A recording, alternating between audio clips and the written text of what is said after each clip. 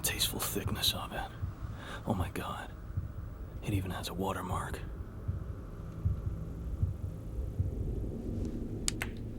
Something wrong? Patrick? You're sweating. Hello everyone, welcome back to another episode of Movie Man Beyond. Today I'm going to be talking about Halloween Ends. Let's do it.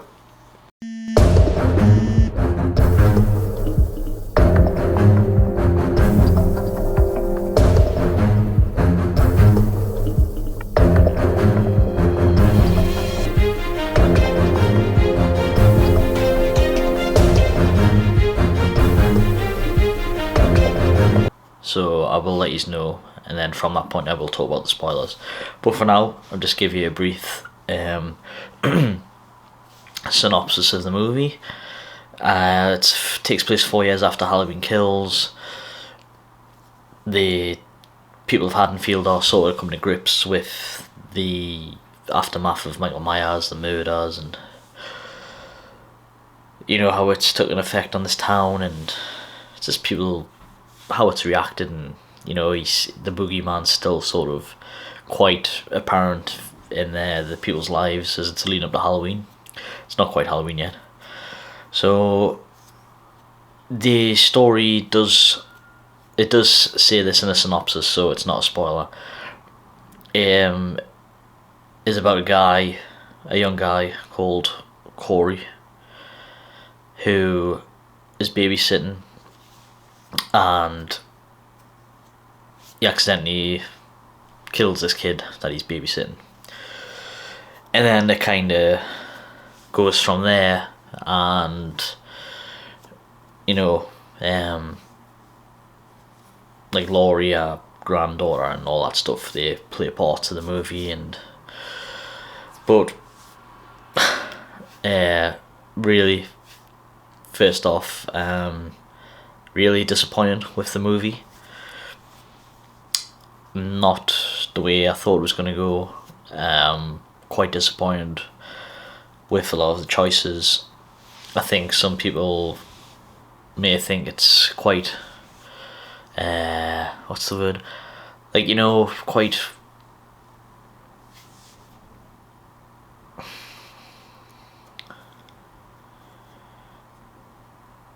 I think people might think it's brave or daring, the choices they've took during this movie.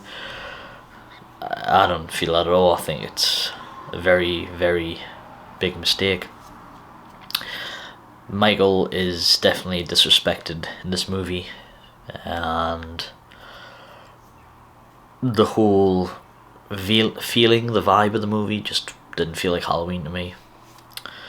And as a closing to a trilogy, I can say I was really disappointed. I did like Halloween Kills, didn't like it as much as Halloween 2018, but I feel like now it's kind of made Halloween Kills look that much better. And I'm gonna have to talk about spoilers, so if you're still watching after this, you may not want to watch any further if you want to disregard spoilers. So 3, 2, 1. Right, in regards to spoilers, the kid killing the young boy at the start by accident, I thought, you know, it was very well done. It was quite of a shock element, though they did give that away in one of the synopsis I've read, so it's not an entire secret. This kid, Corey, I believe he's called Corey.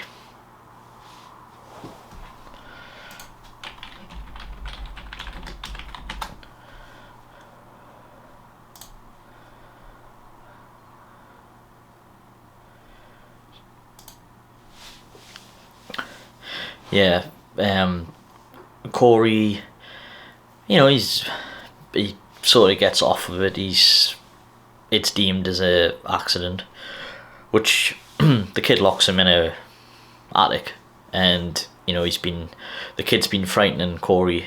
He's talking about the boogeyman, and they're actually watching The Thing, which I thought was a nice nod to John Carpenter, and the kid plays hide and seek, but like he takes the knife and hides it, and the kid pretends he's Michael Myers or something to that effect. So he locks Corey in an attic.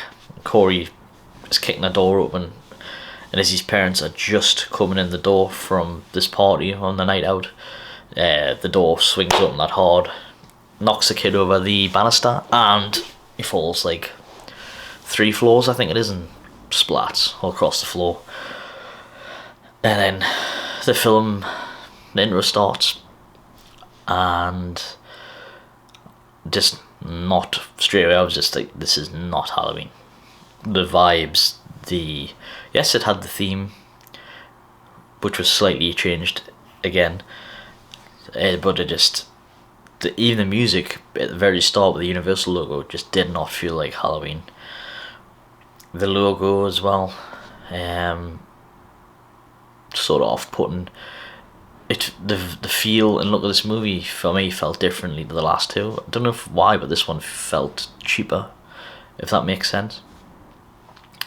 So basically, you ended up following this kid, Corey, for the first third act of the movie, and he's not really a bad kid. You know, he's working at a junkyard, he's trying his best, and yeah, he comes across these kids. He won't buy them any booze at the little gas station, so you know they kind of bully him, and cuts his hand open on a glass bottle, and Laurie just happens to be there, and you know stops them, and he slashes their tires, and you know I'm watching this thinking, is Michael gonna be in this anytime soon? You know, because like 40 minutes have went by and I still don't see him.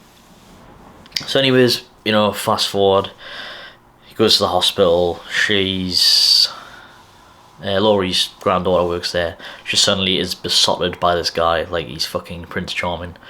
But this guy's not really trying to be anything. He's just like, he's like very quiet, and he doesn't like attention. He's very he's an inward person. So I don't know where she just suddenly was like, ooh, very, very, very odd choice for why they went that way. So basically, it sort of ramps up towards the middle of the movie, and you get glimpses of like a sewer where straight away Michael's hiding in there. He's at a party. He leaves the party because he sees the woman whose child he'd accidentally killed, and he goes off into the night. He comes across those kids again. They sort of beat him up, throw him over the bridge, and he doesn't die, but he gets pulled into the sewer. And he wakes up, and he sort of goes to make his way out. Michael grabs him. Then Michael looks in his eyes, then he looks in his eyes, and it's like Michael sees like evil in him. Excuse me. And then the kid leaves the sewer, and he's just fucking, he's like this fucking I don't know, like a sort of a man possessed. It's like as if Michael sees him in him. I was like, Michael was 6 years old when he killed his sister. I don't. Ah, man, this film's got so many things wrong with it. So yeah, he kills a couple more people. A homeless guy. He lures a cop back there. He gets Michael to sort of kill him, but Michael was like an old guy. Like I thought he was gonna have a stroller. He comes over and he's like, he's barely got any strength, and he sort of stabs him. He cuts his throat, and then he stabs him, and then he starts getting like the adrenaline going through him, and then Michael's sort of back, like he's unlocked his power again. And they're sort of going like a mini killing spree in the third act. Him and this Corey guy. You barely see Michael. Corey's doing most of the killings. A couple of creative killings. One I liked was a blowtorch. He eventually kills them kids. He puts a blowtorch in one of their mouths, and during all this is happening, he's getting closer to Laurie's granddaughter, and they're like sort of this couple, and they're gonna fucking run away together and leave Haddonfield, which is a load of fucking bullshit. And Laurie's living this life of like, oh, I love life now, and just one point just telling her granddaughter just to get her tits out. I was like, what is with this fucking writing? Wow, like so fucking left field and out of character for Laurie Strode. And Laurie Strode just keeps swearing at the beginning of this movie for no apparent reason, and I found it quite jarring. Some of the stuff she was saying, some of the acting from the kids is pretty bad. The lack of Michael. Going back then, the end, this kid wants to kill Laurie because Laurie knows what he is, sort of thing. And he's telling Laurie, if I can't have your granddaughter, no one will. So he ends up overpowering Michael just to steal his mask. And then he ends up doing the killings I just said previous, the blowtorch, and cuts the DJ's tongue off, and that was probably the best killing, but it was more funny. The DJ's tongue is on the turntable and it keeps hitting the needle and knocking it, which was funny. But the end really annoyed me, to the point I probably quite hate this movie quite a bit. Well, they go back to Laurie's house and he's wearing the Myers mask. Laurie pretends that she's going to kill herself to lure him in. You've seen the trailer. Door opens, she's got the gun. That's the Corey kid, because they give it away because he's got his hands not missing fingers. So she shoots him a couple of times, and then she literally goes to finish him off, but then she's like, well, come and do it, kill me, here I am. So the Corey kid just ended up stabbing his own neck. Laurie goes to pull the knife out, just holding the knife, and I was like, I thought I was going to come in and blame her, which fucking happened. And then Michael turns up after the granddaughter drives away into the night.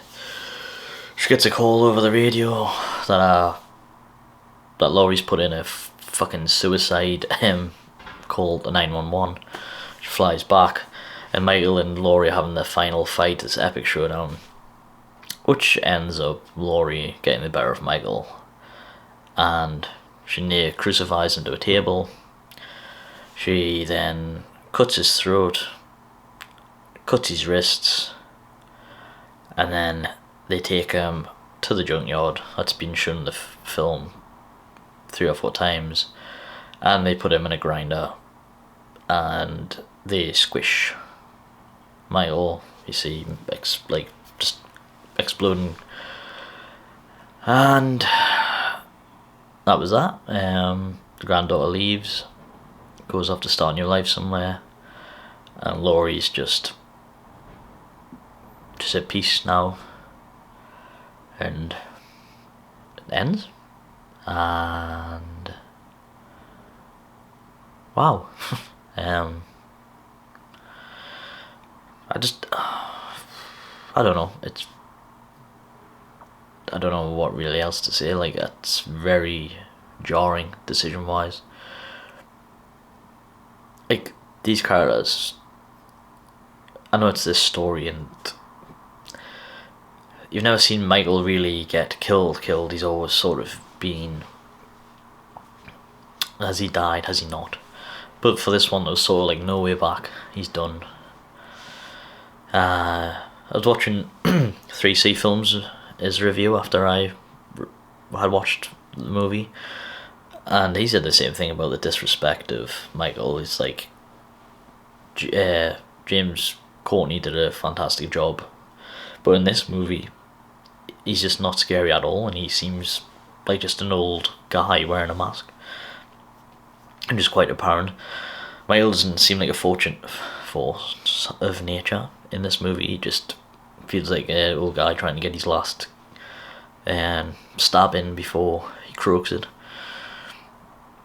And this whole plotline with this Corey might seem interesting, but it's really not. He's like a decent kid, and when he meets Michael suddenly he snaps. and he's this suddenly a psychopath, and at one point he's sleeping in the abandoned house where he accidentally killed a kid, and he's sleeping in the patch of dry blood that was still there. It's like, what is this? This fucking Rob Zombie's Halloween 2 or something. It's just really bad. The music, for a start, it didn't feel anything like a John Carpenter movie. I know it's not John Carpenter directed, but a John Carpenter feel to it. It looked cheap. It didn't look as good as the rest of the last two. Soundtrack choices, not going by the score, but the music threw me off quite a bit. And I feel like the choices they've made were very, very bad.